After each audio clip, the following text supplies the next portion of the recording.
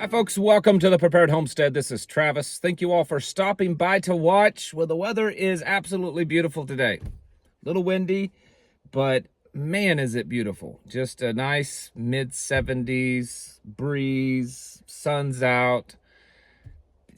You couldn't ask for anything any better. I know I had to give a weather update because I didn't give one this morning. So I know it's some of you you got to have that weather update. Got back from our little run out of town. If you watched this morning's video, we had to take a friend to the airport up in St. Louis, and I am not a fan of St. Louis. My whole life, I've done my very best to avoid going there as much as possible, and I really have only been there just a handful of times, and it's been on purpose. But now, what do? You got to get up there, we had to get up early, drive up there, drop them off, and come back.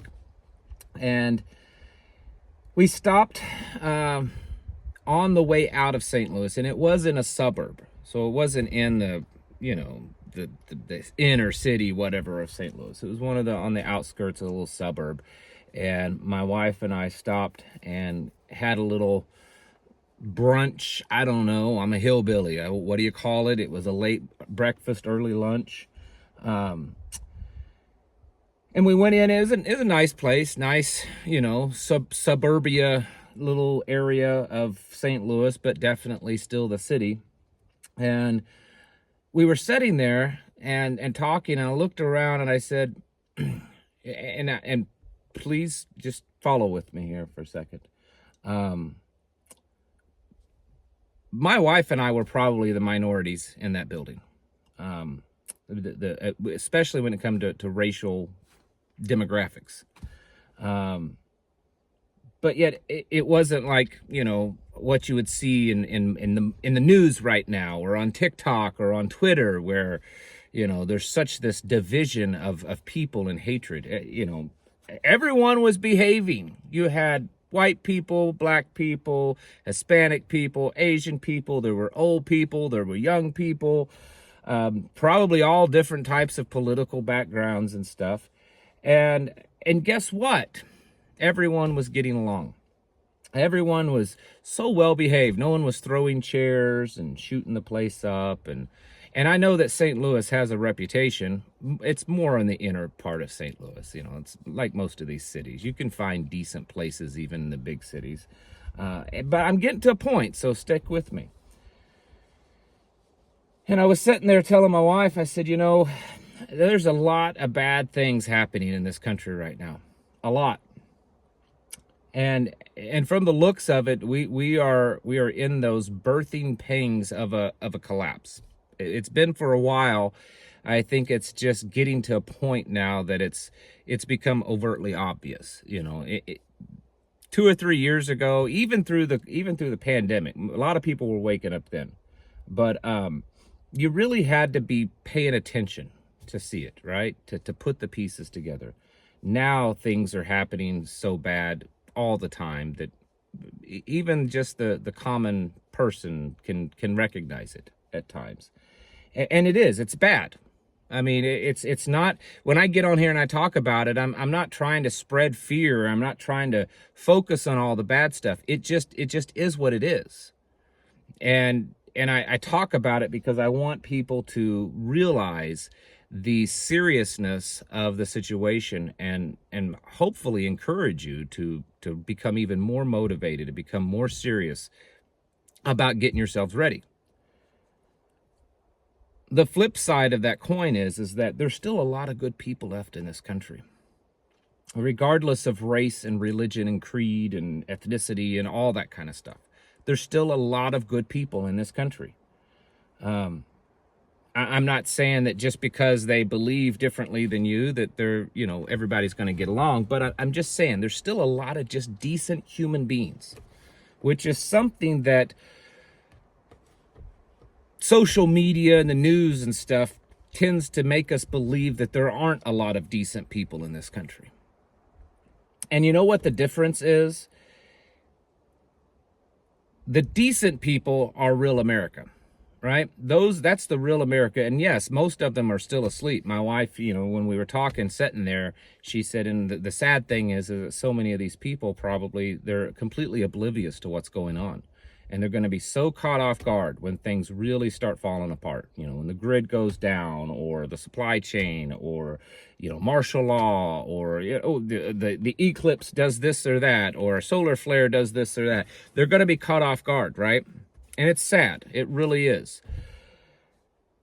But the difference is that is real America. Just the average regular person, the person that you run into all the time, that I run into all the time, most of them are decent people. Unless you live in the armpits of America, most people are decent.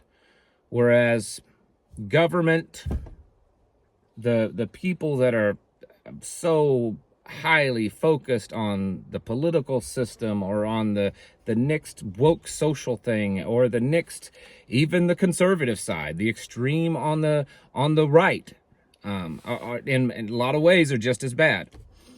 Those are the people that are probably going to lead to the destruction, because everything is so divisive, everything is so insane.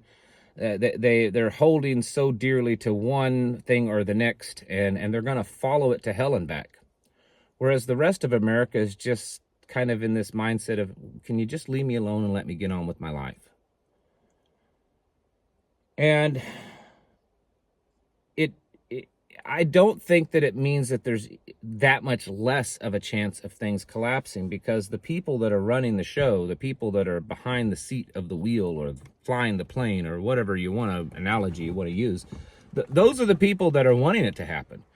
I mean, just look at the border policy. If anyone actually believes that it's just happening by coincidence or accident, or that Joe Biden really does want the best interest of America, that's just absolutely insanity. And just today, there was a Senate or congressional hearing, and a DOD representative, they were talking about what's going on in Haiti right now, and how Haiti is falling apart, and the possibility, because Florida gets Haitian people on rowboats and stuff, they get the illegals coming in there. And they said, what is the plan or the possibility? And the DOD said, oh yeah, we absolutely expect a mass migration from Haiti into Florida. We absolutely expect it. So all the things that you've seen going on, you've heard going on in Haiti, the fact that they opened their prisons up and let all the prisoners and criminals out, how many of those people are going to be part of that mass migration? The fact that that's being done tells me that, and many, many other things, that's just one singular example, that the people that are running the show, they want this destruction. They want it to happen. Whereas the vast majority of Americans don't. They just want to live their life.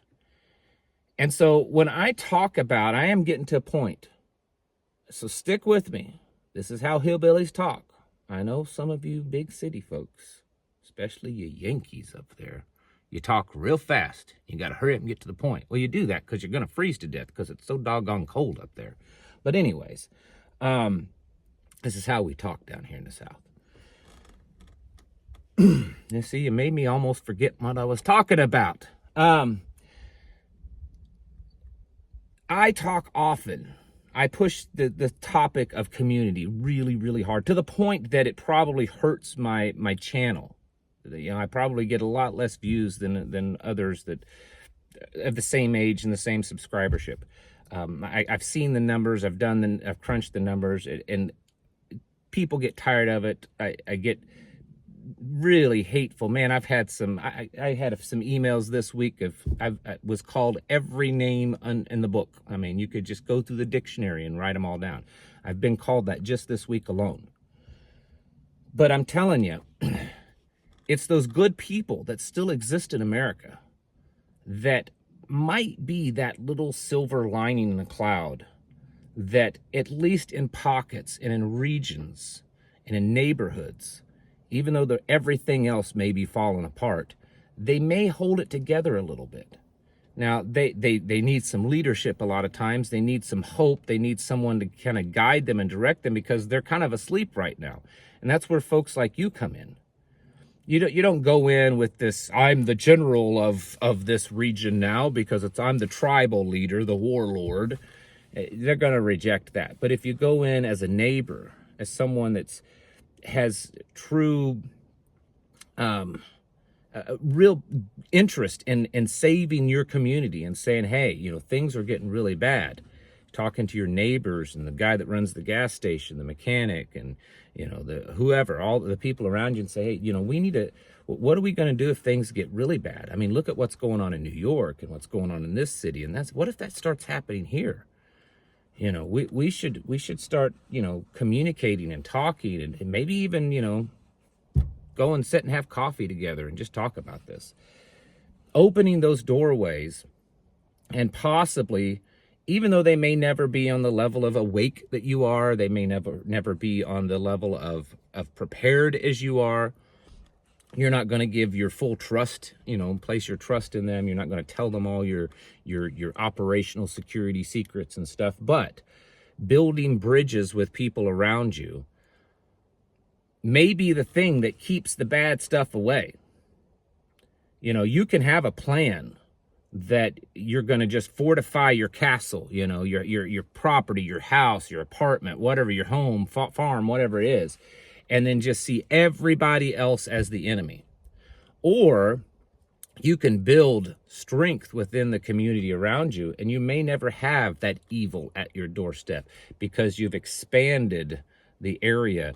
And, bad guys, regardless of what, flag that they fly over them, when they see a larger group of people that are stable, that are working together, that are pulling together, they're going to be much less likely to try to do anything to them, because they see, wow, that community there, that neighborhood, that area's got it together.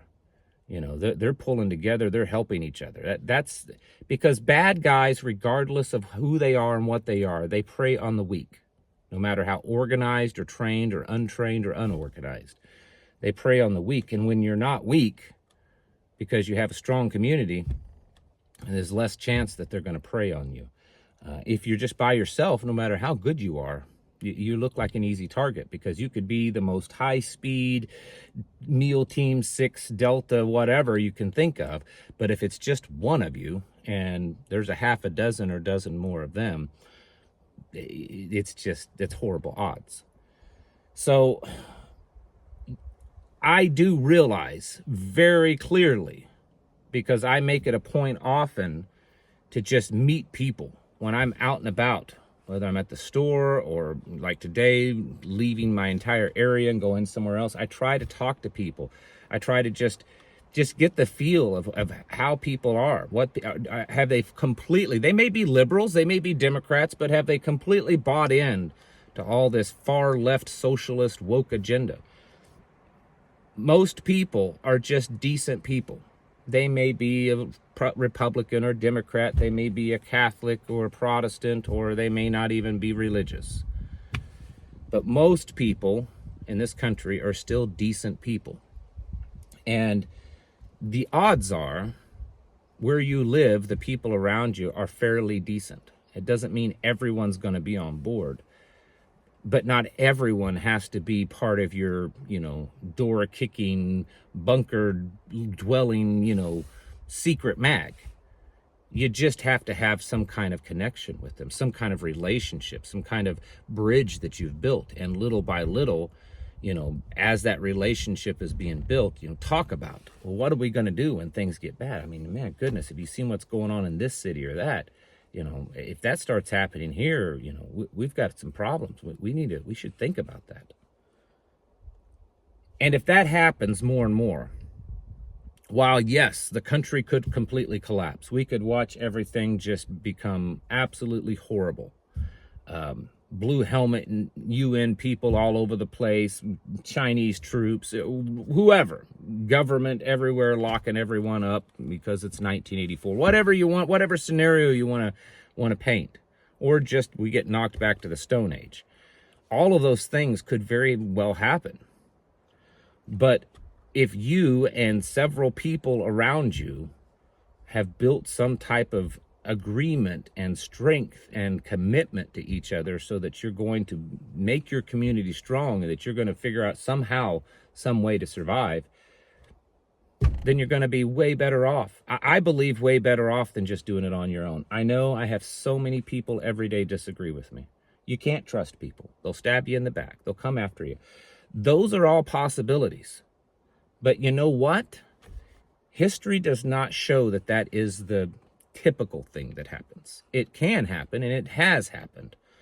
But history shows that there's a greater chance that people actually pull together in times of trouble. Look at hurricanes, look at earthquakes, other types of disasters, even in foreign countries.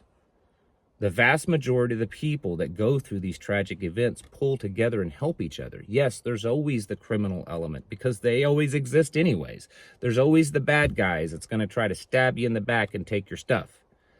But the vast majority of people, regardless of where they're at, typically pull together and try to help. I mean, look at Palestine right now, Gaza.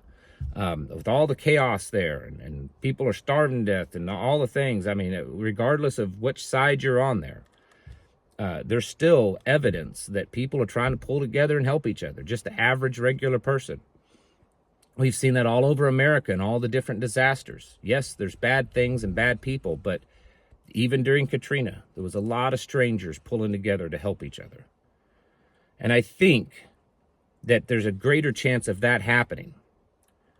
And if you can pull that connection, that group off initially right out, as soon as it happens, then you don't have to worry and near as much of it getting to the point that everyone is to the point of starvation and they've all become zombies because, they don't care anymore. They're just listening to their stomach. Build those connections and relationships now. Community is where it's at. You can disagree with me all you want. And if you do, that's fine. And if you don't like the channel, then don't watch it. I'm not asking for your patronage if you can't stand what I'm saying. But I'm telling you, historically and biblically, we are created to be a communal tribal people. That's just what we are. And we work together and survive better as a group of people. We were not created and designed to be lone wolves. Some people can pull it off. Most people can't. And with the coming storm that is upon us, I mean, it's like you can hear the thunder. You can see the storm clouds. It's just not here yet. You better be trying to figure out how many people in your area around you that you can build some kind of relationship with, because that's probably going to be a better plan than just about anything. Again, you don't tell them everything. You don't put all your trust and faith in them, but you build a relationship with them and make some kind of plan of how to pull together. And if you can do that, you're going to be much better off than if you think you're just going to lock your doors and keep all the bad people out. Because that's, in the end, history does show that is it's a bad plan. Folks, you need to be getting your houses in order and preparing yourselves mentally, physically, and spiritually. Thanks for watching, and I'll catch you in the next video.